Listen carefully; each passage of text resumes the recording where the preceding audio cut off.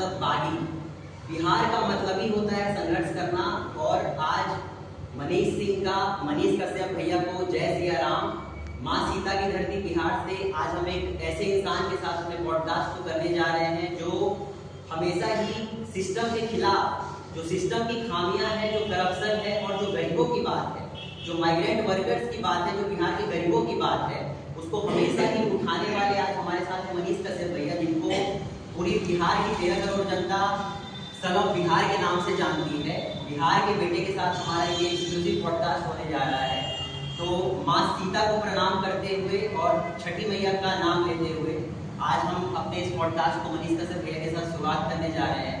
तो स्वागत है आपका भैया। कैसे हैं आप और कैसे हैं आपके चनपटिया विधानसभा के लोग?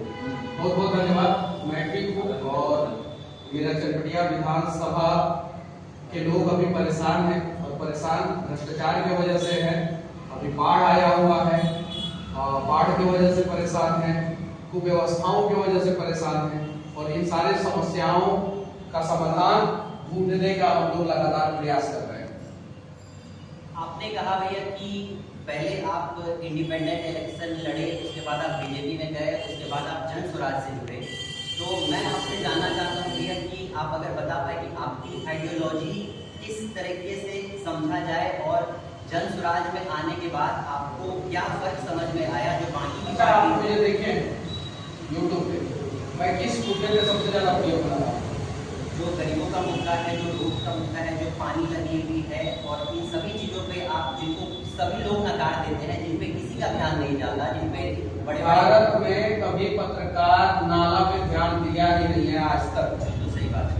आज तक भारत में पत्रकारिता नाला पे, रोड पे हुआ ही नहीं है और मैंने वहां से शुरू किया। उसके वजह से खासकर बिहार में अस्पतालों की कुव्यवस्थाओं को दिखाने का हिम्मत किसी को नहीं होता। सरकारी स्कूलों में घुस के वीडियो बनाने का हिम्मत किसी को नहीं होता। मंत्री के चैम्बर में घुस के जब मैंने शिक्षा मंत्री से सवाल किया और जब मैं वहां से निकला तो वो इंटरव्यू आज भी जो है यूट्यूब पे मेरे है, तो वहां पे जो जिसको आम बोल चाल के भाषा में लोग चपरासी कहते हैं और हम लोग कहते हैं कि वही लोग कार्यालय चलाते हैं। तो जब मैं निकला वहां से तो जो वहां के चपरासी थे उन्होंने कहा जय हिंद भैया, कि आज तक मैं सचिवालय में 40 साल हो गया हूँ, आज तक मैंने किसी को सचिवालय के अंदर घुस के किसी पत्रकार को अब मंत्री का पसीना छुड़ाते हुए मैंने नहीं देखा। तो इस प्रकार की हम लोगों ने पत्रकारिता किया तो समाज ने कहा कि नहीं तुम पत्रकार नहीं हो।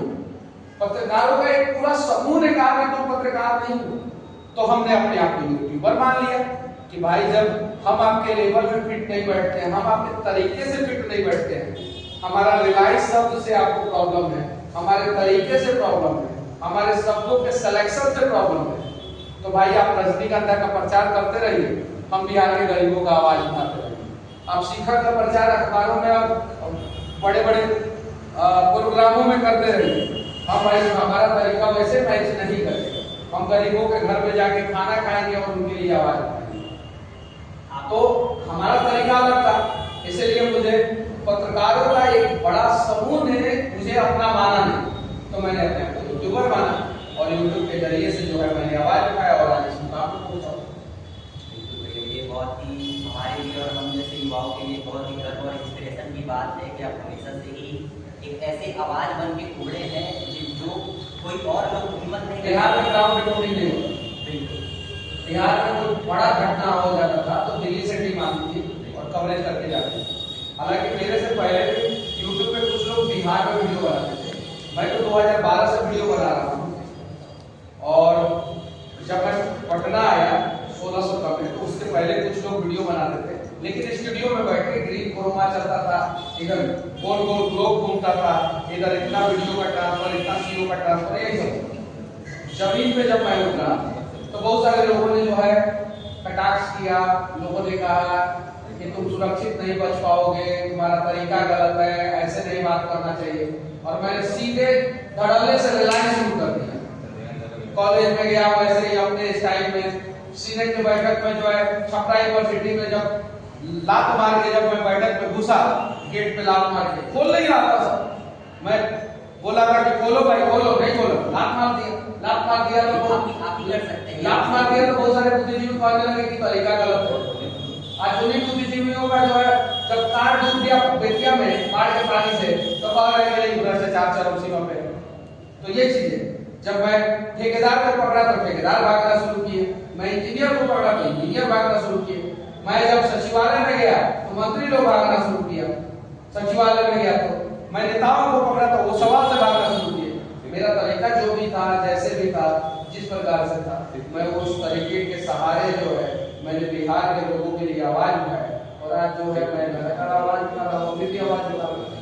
अब इन लोगों ने जो सत्ता के गलियारे में जो लोग बैठे हुए हैं उन लोगों को डर लगने लगा, उन लोगों ने झूठा मुकदमा करना शुरू कर दिया। तो हम लोगों ने सोचा कि जब तुम मेरी दुनिया बर्बाद करोगे तो हम तुम्हारी दुनिया में घुस जाएंगे और देखेंगे कि तुम्हारे पास कितना पावर है। एक चीज मैं कहना चाहूंगा कि आपने कहा कि जब आपके ऊपर ऐसे लगा और जब आप जेल ले जाए जा रहे थे और जब आप बाहर निकले तो लोग आपके ऊपर फूल बरसा रहे थे और आपने अपनी माँ को देखा और आपको भी थोड़ा सा एक आंसू निकल गए होंगे आपके आंख से।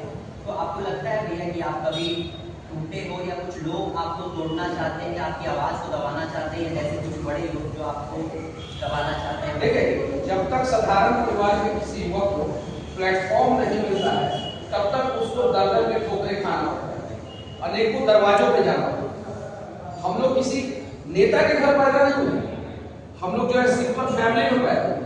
हमें अपना मंजिल तक पहुंचने के दौरान जो है अनेकों दरवाजों पे जाके नॉक नॉक नॉक नॉक करना होगा। कोई दरवाजा खोलेगा, घर में बिठाएगा, सोफा पे बिठाएगा और उसके बाद उसे बोलेगा चला जा। कोई दरवाजा नहीं खोलेगा और कोई मौका देगा, प्लेटफॉर्म देगा, उसके बाद से हम लोग अपना रास्ता बनाएंगे। और जब मैं जेल से निकला था उस समय जो है बहुत सारी समस्याएं थी। जब मैं जेल में था तो भी मैं माँ से मिला था तो समस्याएं, ये सारी चीजें। तो हम लोग इमोशनल लोग हैं और भावनाएं जो है कभी कभी हम लोगों को विचलित कर देती है, तो आंखों से आंसू निकल जाता है। जब आप अपने लोगों को अपना मानेंगे और समस्याएं आप उसकी समस्याओं को अपने दिल से कोरिलेट करेंगे तो आंखों से आंसू निकलेंगे।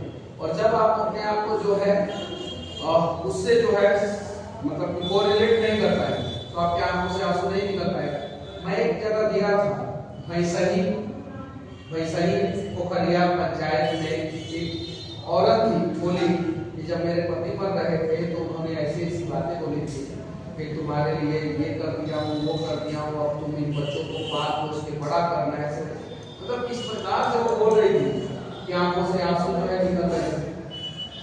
लेकिन अगर आप उनको अपना समझते हैं तो अगर आप एक नेता के रूप में जाते हैं तो आपके पास उतना फुर्सत ही नहीं है कि उनका दर्द, उनका कहानी क्यों सुनेंगे आप। मोदी जी का दर्द में जो है दिलीप जायसवाल का आंख से आंसू निकलता है, बिहार बंद कर दिया गया। लेकिन वो ऐसे हजारों लाखों लोग जो है बिहार में है जो परेशान है, पीड़ित है, जिनकी माँ को गाली दे दिया जाता है, बहन को गाली दे दिया जाता है, यहाँ तक कि गोलियां चला दी जाती है, मर जाते हैं परिवार वाले, कोर्ट कचहरी का चक्कर लगाते हैं। उनके लिए आंखों से आंसू क्यों नहीं निकलता? उनके लिए भी तो निकलना चाहिए। जिस चनपटिया में हम बैठे हैं उस चनपटिया में इस बार जो है भयानक आपदा है। गर्मी के दिन में बारिश नहीं हुआ, किसान जो है परेशान हो गए, पंपी सेट चला चला के जो है वो धान का खेती करना चाहे तो पता चला कि यूरिया का दाम जो है 266 की जगह 500 रुपया हो गया। अब कहीं से कर्जा पैसा लेके यूरिया लेके जो है वो खेत में जो है यूरिया छींटे तो पता चला कि दशहरा के बाद भयानक बारिश आ गया। मतलब प्राकृतिक आपदा इस प्रकार से आया है इस बार। जब बारिश चाहिए था तो बारिश नहीं आई, जब यूरिया चाहिए था तो यूरिया नहीं मिला, और जब बारिश नहीं चाहिए तब बारिश आ गया। अब जब खेतों में जो है धान फूट गया है उसका मतलब कि अब